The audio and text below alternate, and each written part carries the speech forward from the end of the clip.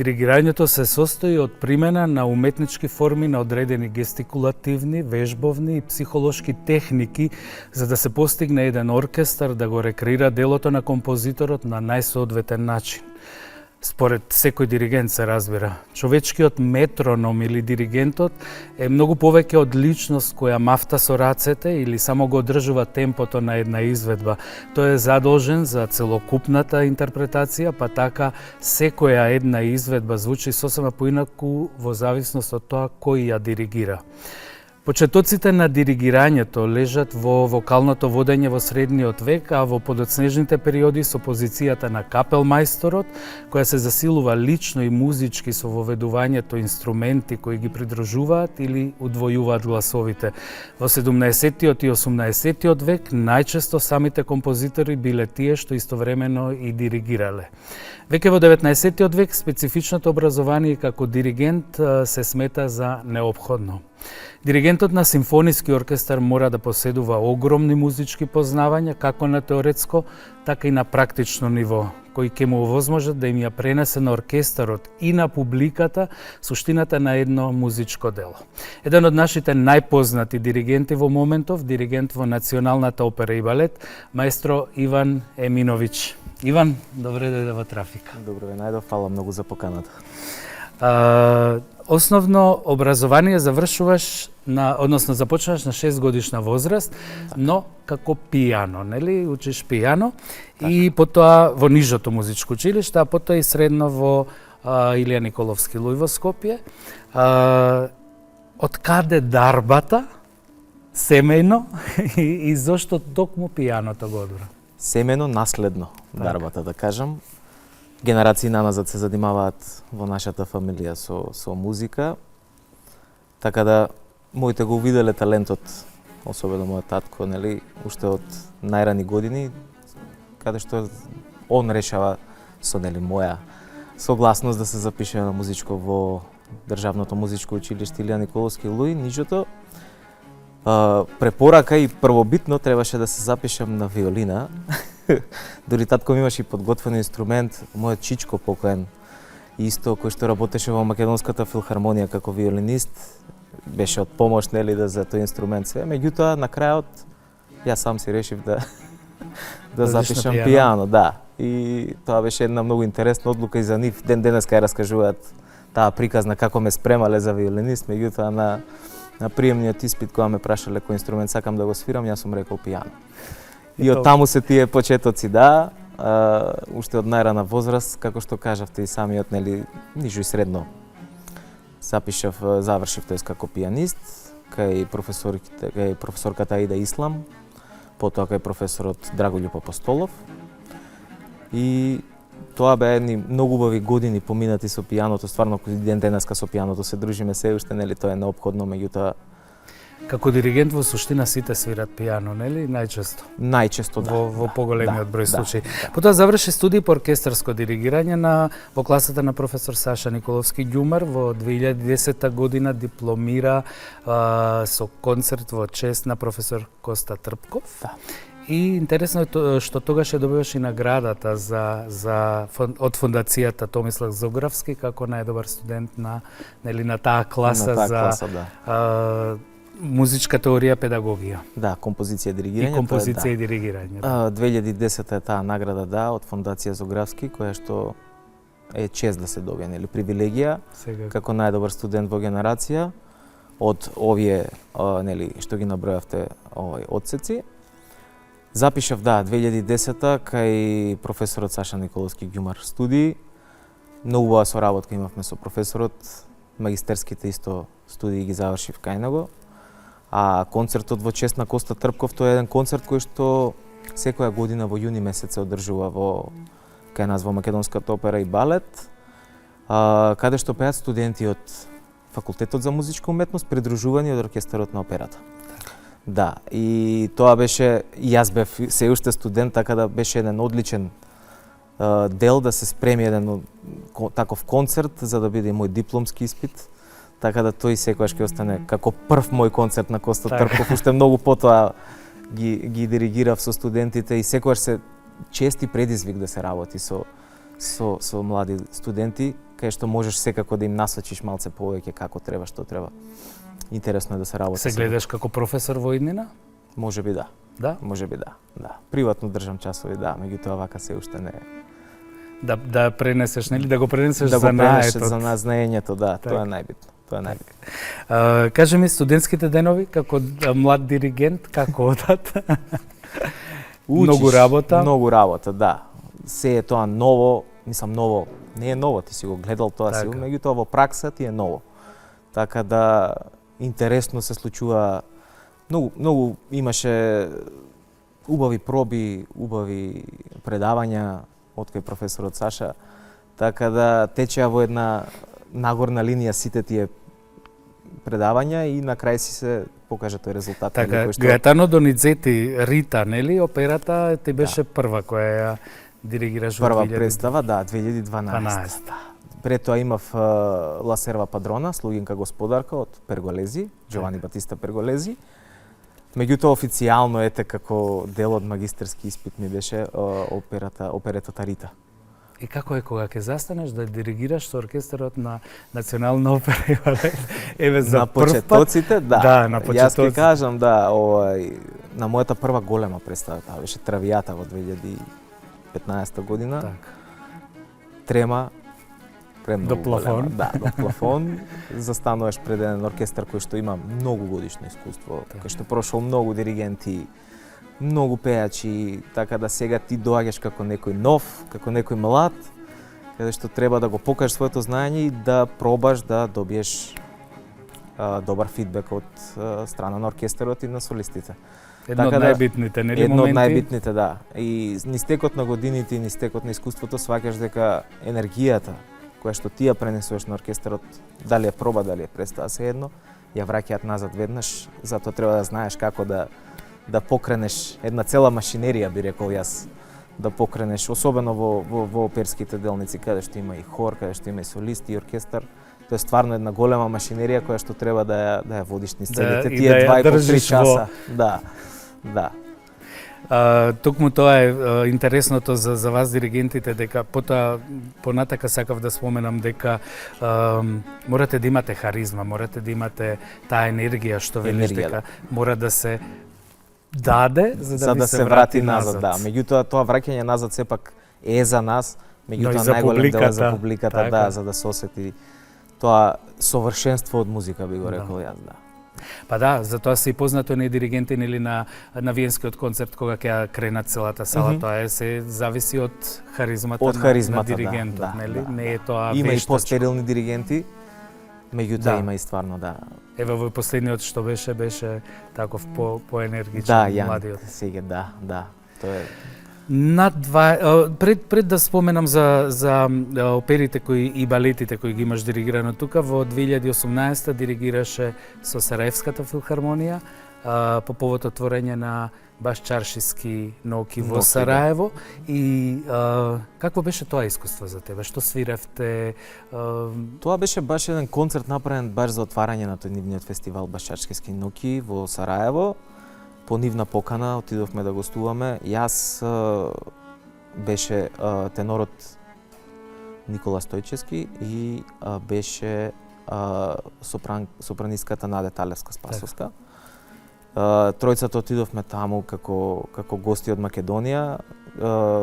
Спремавме ари, дуети, интермеца, прелудиуми, така да увертири беше едно, како да кажам, бестов.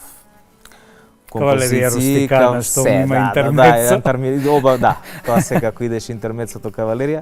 Убави спомени, стварно прекрасен оркестар за соработка, за И концертот беше доста успешен, посетен. Имавме многу убави критики. Преубаво. Да. Кај нас над 25 наслови во македонската, се уште ја викате националната опера и балет. Травијата, Набуко Риголето, секако, Дамата со камели, Кармина Бурана, Турандот Жизели, да не ги набројуваме, но и концерти, нели? Ме интересира кој ти е, знам дека сите ви се важни, на сите и на музичарите и на диригентите, ама имате омилени за диригирање, имате дело кое ве исцрпува и ве троши максимално и некое кое ви е полесно. Што би одбрал? Како милено дело за диригирање или за Еве, слушање?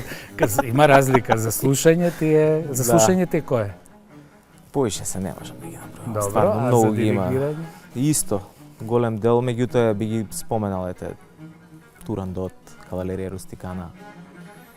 Едни од најубавите представи за мене, како од диригентски аспект, кај што можеш издржани се во секој аспект да се докажеш, да се покажеш и да го добиеш оноа што го сакаш на крај.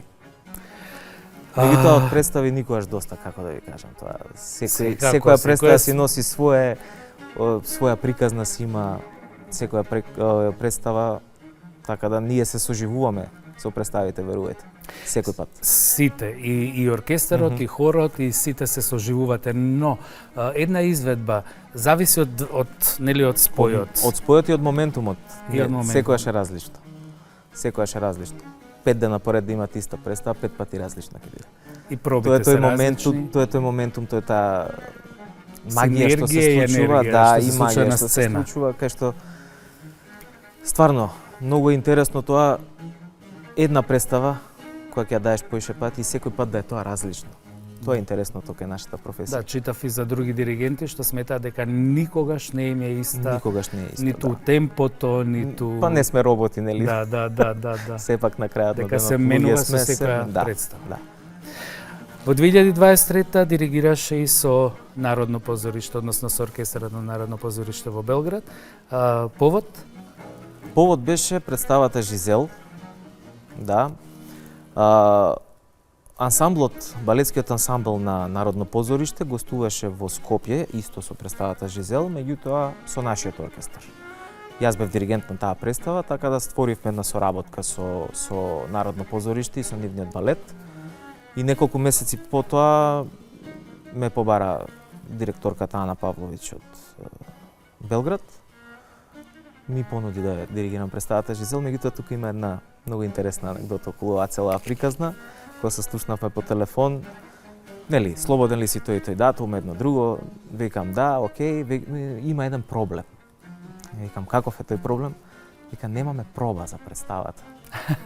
Како викам, нема проба. Директно. Нема директно представа, вика. И тоа беше малце така еден шок, нели? Да, не се проба да не се со лажеме, оркестар. потребно е проба за било која концерт, представа, се едно. Така да тоа беше едно ново искуство за мене, да влезеш во нов оркестар, каде што не си бил до сега, каде што не те знаат, каде што ти не ги знаеш, а да дадеш представа без никаква проба.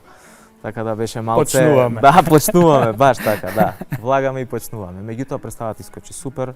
После тоа се случи уште неколку гостувања таму, така да... Кога се сите професионални во суштина, не треба да има проблем, нели? Не треба да има проблем, да. Да, меѓутоа пожелно да има. Да има проба.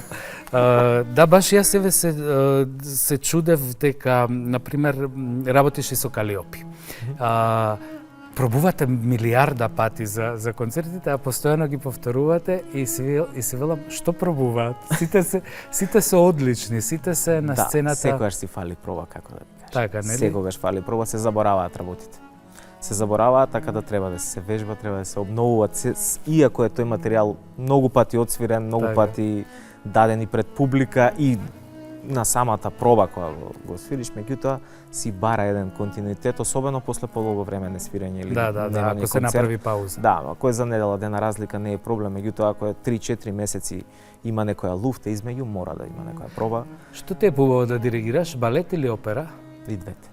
Двете? И двете. И симфонија исто. Бидејќи сепак имате и балетски ансамбл. Да, приказната е различна, нели? И за аспект на публика, и за наш, меѓутоа секоја си носи свое. Операта си има своја убавина, балетот си има своја убавина, симфониската музика си има трета убавина.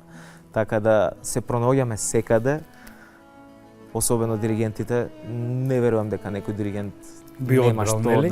би одбрал некое посебно. Има насоки каде што нели си фокусиран само на операта или само на балетот или само на симфониска музика, меѓутоа најголем дел од диригентите ги работат сите, особено оперските диригенти, да.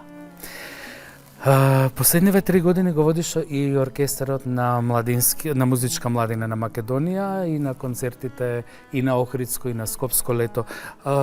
Колкав е тој предизвик, имајќи предвид нели дека се тоа претпоставам помлади, така, млади уметници и музичари, и каде се настапувате, освен Охридско и Скопско лето? Кажи ми малку за тоа. Музичката младина на Македонија, тоа беше се случи на соработка, тој оркестар и баш тие концерти на Охридско и на Скопско лето, кои што се традиционални веќе со години наназад, го водеше мојот професор Саша Николовски Ѓумар, оркестарот на музичката младина, и по неговата смрт некако така си дојде природно да полека јас почнам да работам со нив. Така 3 години имам одлична соработка. Благодарности на Геро и на Марија за пружената шанса, нели? Соработката со музичка младина е супер. Тоа се едни млади, стварно млади, 16-17 годишни девојки, момци, кои што се уште се запознаваат со музиката, да кажам, на еден начин, особено со камерното свирење. Они сите вежбаат дома индивидуалното свирење, една работа, меѓутоа камерното свирење во оркестар, тоа е камерен состав, не е симфониски, меѓутоа камерното свирење за нив е новитет. Треба да ги насочиш, треба да се усогласат, треба да сватат која е поентата на камерното свирење, дека тоа не е солистичко свирење. Да, и многу убава таа соработка. Стварно, секогаш овие 3 години не можам да кажам негативен збор за било кој од нив, секогаш се навежбани перфектно и максимално, уште на прва проба го знаат материјалот и сето тоа. Многу интересна соработката. Имаме летен камп кој што неколку години веќе се одржува во Струга. Јас го водам и тој летен камп, таму ни се пробите. Да. Таму ги одржуваме пробите. 5-6 дена сме во Струга, во хотел Дрим сместени, каде што имаме проби секој ден, и 7-миот или 6-7 ден го даваме концертот во Охрид на Охридско лето, утре дента веднаш сме во Скопје на Скопско лето. Така да таму таа уште повеќе се случува таа хемија да, и енергија која што си ја даваме еден од друг, се запознаваме многу подетално. Поцелне сме заедно и на плаже, и на проби, и на пијачка вечерта, така да супер се случува таа една енергија убава 5-6 дена, за 7-миот више ден да го даеме оној концерт. Така да имавме многу убави 3 програми овие 3 години, идеме во нагорна линија и со квалитетот и со програмите. Преубава вест. Да, така да се надам дека ќе продолжи таа соработка и во иднина. Како пред да споменам за пијанист, редовно настапуваш на сите фестивали, нели Охридско, Скопско лето, денови на македонска музика, на мајски оперски вечери, секако. Да, со сите ансамбли. Секогаш си во улога на диригент или настапуваш и како пијанист? И настапувам и како пијанист, да. Имавме, ќе го спомнам, камерниот состав Барок, кој што го оформивме 2022 година. Тој е еден камерен состав од 15 на музичари, каде што се фокусиравме само на барокна музика. Во тој ансамбл делувам и како пијанист и како диригент, тоест свирам чембало и диригирам. Како што било на времето. Како што било на времето. Ете, и последниот концерт со музичка младина беше исто така. На програмата ни беше Вивалди годишните времиња, каде што има чембало. Јас бев и чембалист и диригент во тој случај, и потоа ги дававме годишните времиња на Пијацола, се извинувам. Така да направивме еден судир на две, да, не истата тематика, меѓутоа од различни композитори. Варијации, да. Така да настапувам и како пијанист и често како корепетитор во придружба на пејачи. Да, така да многу настапувам и како пијанист со солисти без разлика дали се инструменталисти, соло пејачи, меѓутоа во нивна придружба, да, како пијаниско репетитор. Така, не како солист, туку како пијаниско придружба, придружба, да. Имаш бројни концерти како пијанист, имаш и награди освоено за тоа, би ни споменал некоја? Многу награди имам како пијанист освоено. Нема ни да ти текнат. Да, тие се особено во деновите од ничото музичко образование во средното. Награди специјални, први места во Македонија, надвор од Македонија, на европски, така да кажам, по големи фестивали исто настапување. Меѓутоа некако природно ми дојде на кај трета година средно да не да го оставам клавирот, баш напротив, треба да го владееш клавирот како инструмент пијаното, меѓутоа некако природно насоката отиде кон диригирање. Прево. Да. Да. Ма повеќе пијанисти од диригенти. Секако. Вие сте музикално семејство и музичко. Ирена исто е, нели беше гостинка. Так, Стојановиќ беше Ирена? Стојановска, да. Стојановска. Да, Секој Стојановиќ ја кажувам и во емисија дури погреши. Бившо Еминовиќ, да. Да. Она е прва братучетка, да. Таа е виолина и таа работи со работи, тебе во да, операта. Во операта и незината сестра, која што е виолончелистка, Марта, да, исто работи во операта, така да. И незиниот сопруг работи музичар. На Ирена. На Ирена. Сопруга, да, Горија. Да. Така да фамилиарно сме со музика сите. поврзани. Сега, да. ме интересира, свириш друг инструмент, бидејќи веќе те терале да свириш виолина како дете или не? Не свирам друг инструмент, свирам гитара. Онака За хоби, да, не ништо значајно. Ајде да отидеме малку на една друга музика. Дел си од оркестарот, да го кажам, од музичарите на концертите на Калиопи. Претпоставам свирите и на кога снимате, не само на... До сега за снимање не. Не сте работеле, само на концерти. Да, одржавте преубави концерти. Гледав еден во кога беа во декември беа. Да, ноември и декември се случија концертите во филхармонијата совршени.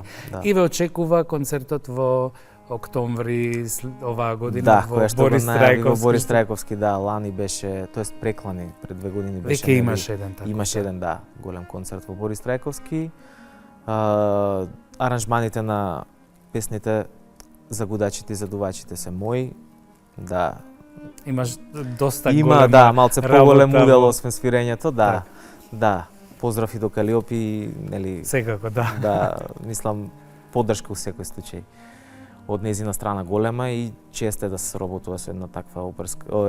Па да, и оперска, да, дива. Со таква дива. Да, баш дива во секој смисла. Во секоја смисла на зборот. Така да со нејзе соработките другачие, не да се разбереме, не е класична музика, да, поопуштена атмосферата во секој случај, меѓутоа одговорноста е иста. Одговорноста е таа, а уживањето е другачи, како да кажам, да. И колегите колегите се сите, да кажам, од опера сме повеќето поголем дел од незиниот состав, така да. Знам дека сопругот на Билјана Јосифов е таму. Да, Кире. Климе, нашиот концерт мајстор е таму. Камелија, Марија, Александар и Петар, така да поголема екипа плюс стандардниот бенд на Калиопи, нели? Што си е каде што одиме и на сите други гостувања.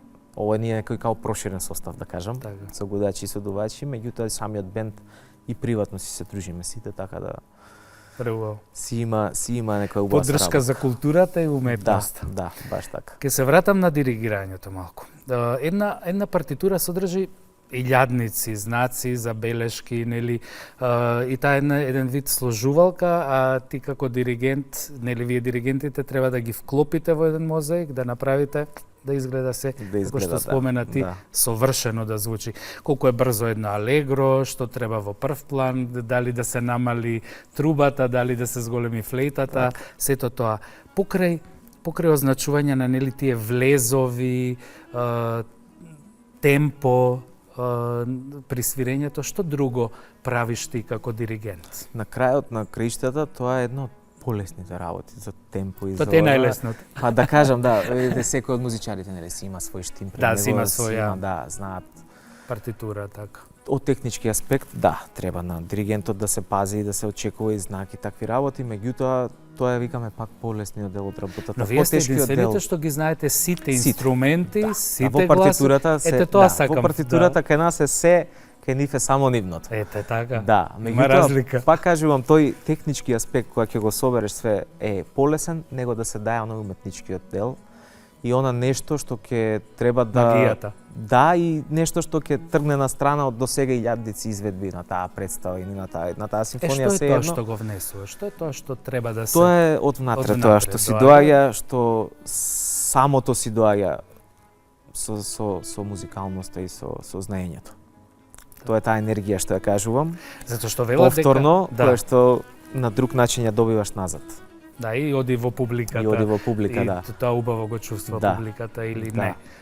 Треба да направиш некоја изведба, макар еден дел да е различен од све што до сега било различно, Нели, да да даеш се- твој пелек и твој печат во една музика која што трае многу долго време, нели 2,5-3 часа Да, една не е опера. малку. Да, и сега треба да дадеш некој мал дел од тебе да оставиш во секоја представа.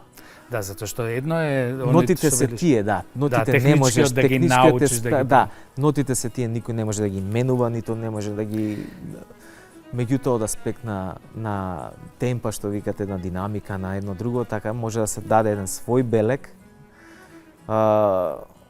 и да се Еве, јас- направи нешто ново кое што до сега не е направено. Не е Мислам, направено е чуено, после да. толку илјадници изведби, тоа се представи кои што траат на светските сцени преку 200 Ама години. чуено во 80-та, во 90-та, значи може да се... Може да, најде негде. да. Затоа што вели се што служи за постигнување на одреден резултат може да е валидно, затоа што познавањето за музиката го имаш. Сега, техниката на движењето на палката, нема да збориме за ја држите во десната рака, тука на прстот. Кои движења на телото ги користиш? Кои мимики, кои гримаси? Затоа што ти само со поглед Да, кажуваш некому фацијалната да влезе, експресија е нели? многу битна во диригирањето. Да. Фацијалната експресија е многу битна. Јас кога диригирам со телото многу Не се движиш. да, има реакции, меѓутоа повеќе фацијална експресија и рак.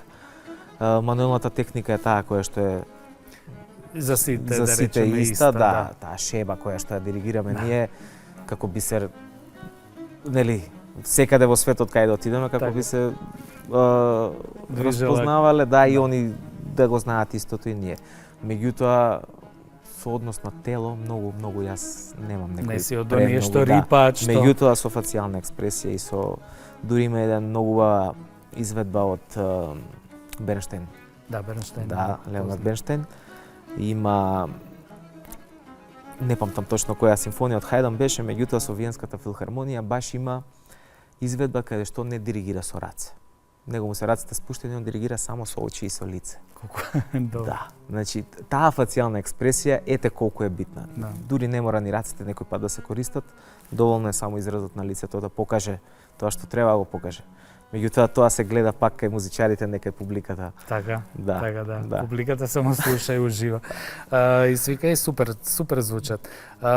Да, Артуро Тосканини, големиот диригент, вели партитурата мора да биде во главата, а не главата во партитурата, Точно нели? така, точно Треба така. да си ти во... Точно така. Ако се забодеш со главата во партитура како ној во Отиде. песок, готово е, да. Значи, цело време треба да имаме комуникација со пејачите. Партитурата ни е нас само подсетник, бидејќи тоа се стварно големи партитури. Да. 400, 500, 600 страни. Кај нас се уште нема дигитални, нели? Како што има во странски Не, опери. може и Имаме? дигитална, па да. Меѓутоа пак се бројот на страните е тој. Да, ама имаме напредок, можеме да Има, одиме да, со дигитално. нема правило кај нас и дел од музичарите си имаат Си имаат на таблет, Таблет. свират од таблет, да, така да не е тоа проблем. Меѓутоа проблем е да е тоа, баш доколку ја забодеш главата во Во партитура, партитура. доколку немаш комуникација со сцената горе и со музичарите во школка кај нас во случајот Да, во школката. Иначе партитурата да, мора да е 90% на памет. Иван, каде би сакал да диригираш? Неостварена желба или не знам Као во... за секој диригент светски сцени, нели? Да. Каде Да. би сакал? Њујорк, Метрополитен, Поише Скала? сум за Европа. За Европа? Поише за Европа, да. Да. Париз, Скала, Скала, нели? да. Виенска Секако опера. Виенска штац, да. А новогодишниот ти е Новогодишниот е Предизвик? предизвик, да, за Нели? како и за секој диригент. Тоа е, па мислам дека врвото у диригирањето. Сега, низ текот на годините и тоа си доби нели повеќе Така на се публицитет, се изрекламира, да, меѓутоа пак врвот е таму. Врвот е таму. Јас ги извадив тука Херберт фон Карајан, Леонард Бенштейн, Рикардо Мути, Зубин Мехта, тоа се диригенти кои ја ги гледав и слушав во текот на одбележија цел минат век. Цел милениум, да. Па дури е овој Клаудио Абадо, значи да. Јас би го и Карл Клајбер го сметаат за врвот. Карлос Зошто? Клајбер. Тие се едни плејада на диригенти на кои си 20-тина кои што оставија многу голема трага во музиката, како што споменавте, диригирањето тек од 20-тиот век, 19 се унифицира, меѓутоа тек од почетоците на 20 век од Тосканини и од Фуртванглер, они биле двајца противници нели во тоа време. Тоа се почетоците на тој 20 век, од тогаш почнува диригирањето да зазима една друга, да кажам, како не знам, друга димензија, друга да, насока било, фаќа, да, до тогаш било повеќе како што споменавте држање на темпо, ритам, дури не знам дали знаете, има една анегдота за Лили, познатиот композитор и диригент, он користел стап. За стапот што си одира ногата и умира. За држање темпо еднашка се згрешило, си го удрил прстот на ногата и од гангрена после тоа. Знам. Значи до тој степен, значи се држало темпо со удирање со ова со она. Од 20 век веќе зима друга димензија диригирањето. Стапот станува палката. И тие првата масовна група на диригенти кои што искачаат од онаа некоја си бариера, нема веќе Фуртванглер и Тосканини, и понатаму почнува да се шират и овие се, да речем, топ 20 диригенти кои што оставиле многу големо влијание и за сите генерации кои што следат и после нашиве. Така да тоа се тие почетоци, од нив е почнато фактички оноа што ние сега го правиме и го работиме, да. Затоа се они тие топ 20 диригенти, да речем топ 30 кои што ги споменуваат секаде, бидејќи стварно под нивна контрола и палица се случени неверојатни изведби, неверојатни снимки кои што денеска се уште имаме можност да ги чуеме, што е многу добро. И стварно инспирација се за секого. Точно се знае која опера со кој диригент, со кој тенор, со кој... И си има нивни специализации, кој каде, што остел трак, не може да е за сите композитори да си специализиран, тоа невозможно. Сакам да го споменам Дудамел, не знам дали го знаеш Густаво Дудамел. Густаво Дудамел, венецуелецот, кој што е дел од системот, Ел Система. Тоа е венецуелскиот систем на младински и детски хорови и оркестри кои што се трудат да ги внесат, односно да ги издигнат некако не можам да го кажам, маргиналните оние општества, деца од општеството, за да можат да станат уметници. Да, Дудамел почна со Симон Боливар, симфонискиот оркестар, да, така да тој детски младински оркестар, да не речам детски, меѓутоа младински. Се сека Андре Арбеу, како беше? Така, да. Таа е фондацијата Хосе Антонио Абреу, тој што ја започнува во суштина. Да, тоа е едно градење на повисока свеска и особено кај младата популација, да почнат да се занимаваат и да почнат да посетуваат класични концерти. Многу е битно да се насочат младите од најрана возраст на класична музика, бидејќи полека опаѓа сето тоа, особено кај нас тука. Како што рече пред некој ден славниот глумец, дека операта и балетот се умрени, го чутоа, нели? Шаламели, како беше, така, да, има многу сега враќања. И сега има назад бомби по него. Да. Не може да умре нешто што до сега не може да умре на сцена, мислам тоа. Како да го доближиме? Мене ми е прашањето дали можеме ние да имаме некаков систем во Македонија, дали некогаш би се направило, еве младинскиот постои, но дали оние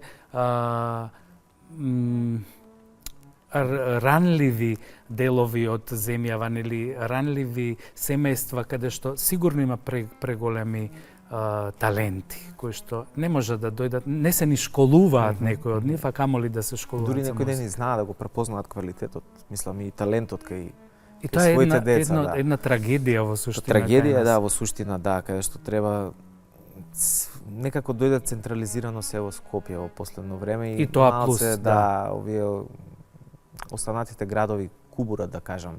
Да, И со да, да, оркестри, и со представи, и со концерти од класична музика. Клучно е да се едуцираат младите од најрана возраст и да се носат на представи. Имаме доволно детски представи. Да, и сега кај во нас во моментов има Македонската некои, опера, да. Пред некое време и во Македонската филхармонија, чест гостин сум во Македонската филхармонија на детските концерти каде што ги диригирам. Така да публика има, меѓутоа тоа сето треба да се зазема на едно повисоко и по, да кажам, глобално ниво. Младите да се едуцираат уште од најрана возраст. Да посетуваат представи на класична музика, да посетуваат детски концерти. Верувате, голем дел од нив ќе засакаат да свират утре Сега. некој инструмент, доколку и да не се занимаваат со музика, ќе бидат верна публика. Тоа сега да речем, барем на ќе бидат нашите публика концерти, ако не да, музичари. доколку не музичари. Меѓутоа тоа од мало треба да се кали. Јас постојано го кажувам тоа во емисиите, дека треба од мали да ги носиме, Од мали да ги во носиме. театар, да. во опера, Во опера, на представи. А верувате, има детски представи. Има, да. И во Македонската филхармонија, и во Македонска опера и балет. Секоја година гледаме да има нешто ново. Така да само треба доволно да се пристапи доволно добро и доволно зрело кон тоа, за да имаме утре повторно полни сали како што се сега, треба тој континуитет, нели, да продолжи, треба да имаме полни сали и во иднина. А треба и да се направи некоја аудиција отворена за сите деца, нели? Не само оние што сами ќе отидат во нижо или средно музичко училиште, туку да има аудиција отворена. И еднаш во годината или два пати да има деца кои што се чувствуваат талентирани. Може би треба да се зошто да направи не тоа се и направи? особено да се направи и по руралните средини. По секаде, Да. зборувам секаде. Да. Да речеме, Да се- во Охрид има на тој датум, во Битола има на тој датум. Па може би да, за младите би било тоа, може Да. интересен Еве ви една идеја. како идеја и проект да се пристапи малце в Пред другачиј да кон тоа. заборавам, сакам да ти подарам една книга. Мој превод, Многу благодарам. ништо. Приказни за љубов. Инаку, еве, 23-то прашање. Колку кај нас се изводли во Македонија и после, според тебе, колку младите денес имаат однос кон класичната музика и колку е тешко? Значи, токму ова што го зборуваме, го мислиме истото. Да. Каков си приватно, Иван? Дали имаш хоби надвор од музиката или си премногу зафатен со се и се што? Зафатен сум, да, фамилиарно, нели, со две мали деца дома. Време малце останува кога имаш две мали деца, меѓутоа хоби си имам. Сакам да готвам. Убаво. Да. Сакам да готвам и солени благи јадења, така да имам такво хоби и на еден начин ме опушта. Не знам како да ви кажам, ме опушта да готвам. Исто, Така, скроз. да, тоа ми Сосема исто. Тоа е скроз различно од ова, ако некој ме прашува, не знам, доста пати сум добил прашање, добро, ако не си музичар, зашто би се бавел во животов? Викам, или би бил ветеринар, или би бил готвач, ама најверојатно готвач би бил. Преубави. Да. Двете преубави професии. Да. Каде се гледаш во скора иднина, што или какви планови имаш еве сега во следниот период? Планови во иднина како и сите луѓе гледаме да отидеме негде погоре и во животот, и приватно, и врзано за кариерата. Каде се гледам? Се гледам во добро обкружение на добри музичари, на добри оркестри, на добри луѓе пред се, каде што можеш да го дадеш ти твојот збор, каде што можеш да слушнеш друг збор кој што ќе ти помогне, кој што ти би му помогнал на некого. И секако, нели, се гледам во иднина со многу концерти, многу представи, затоа што тоа ме прави среќен и тоа ме прави да сум исполнет пред се. И како би го опишал ти твојот свет на музиката? Што е за тебе? Јас живот без музика не би можел да замислам. Прво и основно, доаѓаат некои, така да кажам, тешки периоди, нели, после особено многу напорни представи, после особено напорни концерти, има некој ден каде што не сакаш музика да слушнеш воопшто, сакаш тишина. тотална тишина, меѓутоа верувате тоа почва 24 сати не трае, затоа што за мене музиката е посебна. Може да те тресне од земја, може да те крене у облаци, така да не можеш да си играш со незе, може да си игра со тебе. Ти со неа не. Да. Она со тебе може да си игра. Така да музиката е таа која што ме води низ животот, низ целиот мој живот, така да има посебно место, посебно значење. Ја гледам како нешто возвишено. Стварно како нешто возвишено. Па една од најубавите уметности. Да, универзален јазик кај што можеш да се разбереш со секого и секаде. И тоа е една магија која што повторно ќе кажам. Се случува и има голема трага оставена во мојот живот, таа музика. Да, особено класичната. И за крај би ни порачал што? За крај што да ви порачам? Да бидете среќни, да бидете весели, да посетувате представи. Класичната музика е стварно, навистина е нешто што може многу да помогне на секого. Представите се прекрасни, дојдете, посетувате, слушате симфонии, слушате опери, слушате балети. Бидете среќни. Друго не знам што да посакам, стварно. Мислам, тоа е еден круг. Круг на животот. И мислам дека почнуваме и завршуваме. И мислам дека треба да го почнеме и да го завршиме со музика. Така. Ти благодарам многу. Уживав. Многу благодарам на поканата. Беше вечерва со нас Иван Еминовиќ, диригент. Музиката како уметност е нешто што треба да биде достапно за сите. Како што кажа Иван, слушајте класична музика, уживајте во музиката и симфонија, и опера, и гледајте балети. А секој талент, секое дете со дарба треба да добие шанса и да се пронајде себе си во животот. И со надеж дека еден ден ќе имаме фондација за надарени деца и јас ви посакувам убави денови до следното издание на Трафика.